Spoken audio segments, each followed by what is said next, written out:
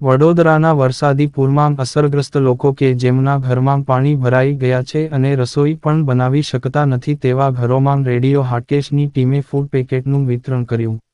વિગતવાર સમાચાર મુજબ આજવા રોડ ખાતે આવેલ રામનગર વસાહતમાં આશરે 8,000 માણસો પૂરગ્રસ્ત હેઠળ આવે છે. તેમને ત્યાં રૂબરૂ જઈને 1,000 બટાકા પૌવાના ફૂડ પેકેટનું વિતરણ કરેલું હતું. કોર્પોરેશનનો ટેમ્પો તેમજ સભ્યોને સાથે રાખીને ફૂડ પેકેટનો વિતરણ કરવામાં આવેલ હતું. રેડિયો હાટકેશના ડિરેક્ટર શ્રી નીરજભાઈ ભટ્ટે પોતાના હાથે ફૂડ પેકેટનું વિતરણ કરેલ હતું.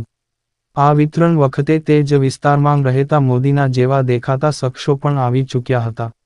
વડોદરામાં આવેલા વિનાશક પૂરના કારણે જરૂરિયાતમંદ લોકોને આવતીકાલે રેડિયો હાટકેશની ટીમ દ્વારા ગરમ ચાનું વિતરણ કરવામાં આવનાર છે. આ સમાચારમાં વિડીયો નીચે મુજબ છે.